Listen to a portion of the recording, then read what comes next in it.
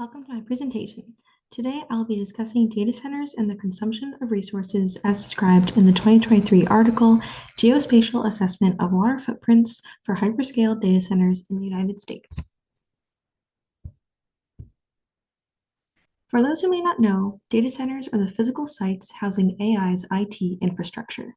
They facilitate access to the generative AI models, but they also consume exorbitant amounts of resources in the process, which renders their environment depleted. Hyperscale data centers do so on an even more pronounced level to power their extensive network of equipment.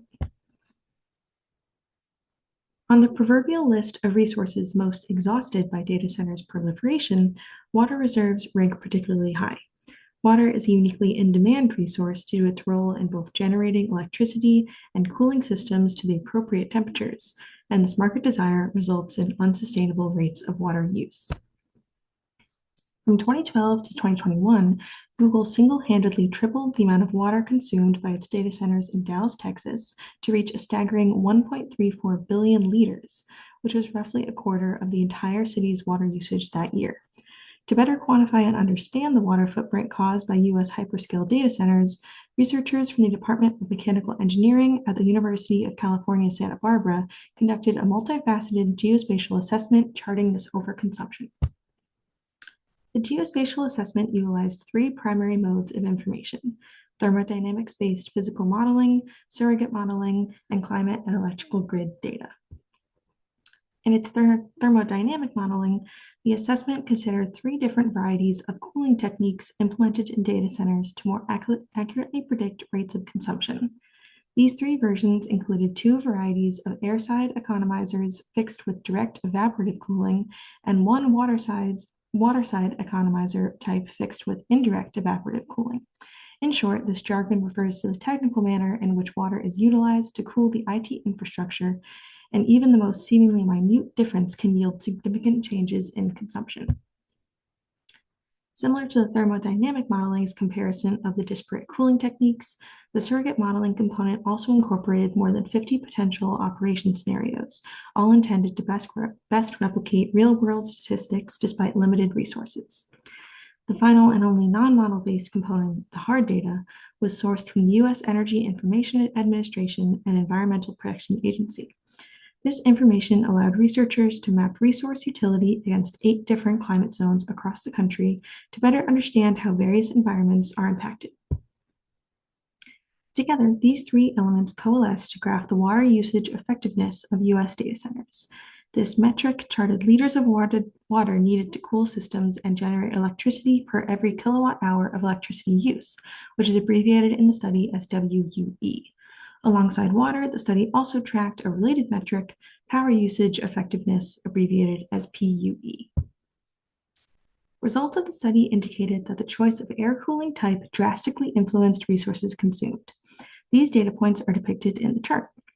Data centers utilizing type 1 consumed greater electrical power and had higher PUEs due to increased use of fans filtering external air.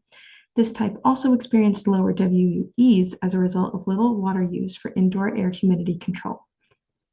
In contrast, data centers implementing type 3 featured the greatest rates of WUEs as a result of perpetual cooling and featured minimal PUEs because they did not integrate external air filtration.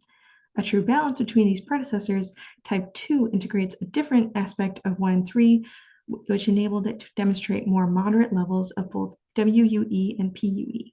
It also incorporated a more even mix of airside economizers and fan power, resulting in a dataset that splits the difference between type 1 and 3. The chart further indicates that climate influenced how data centers utilized cooling systems. Warmer climates depicted in climate zones 1A and 2A often integrated greater PUE and WE levels.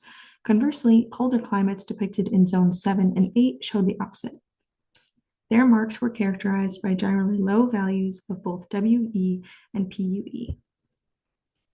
The significance of climate on water usage levels continues in the following maps.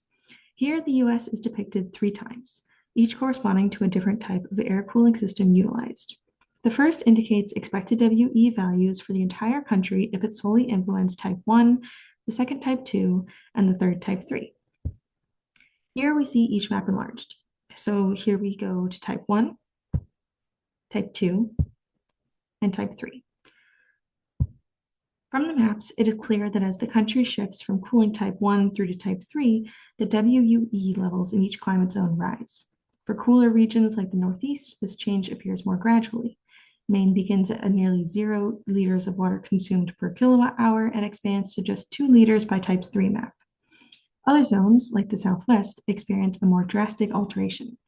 Arizona and New Mexico start with a somewhat concerning 3 liters of water consumed every kilowatt hour, but by type 3's introduction, their rates have skyrocketed to an alarming 6 liters.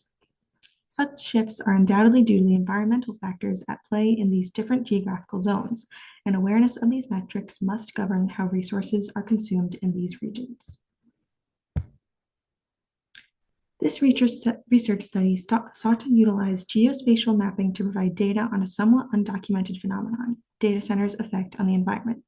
Though knowledge of data centers' detriments is becoming more widely recognized through studies like this one, awareness has not resulted in their cessation of operations or a decrease in public reliance on artificial intelligence programming. However, by examining how data centers consume water, we are further mobilized with the information needed to combat their effects, even if just by instituting less harmful procedures. For example, implementing the type 2 cooling technique, especially in warmer climates the geospatial assessment deems most critical, this has the potential to considerably reduce water consumption. It may not be the solution we as the people most want, but it is a step forward in protecting ourselves and our environment. Thank you.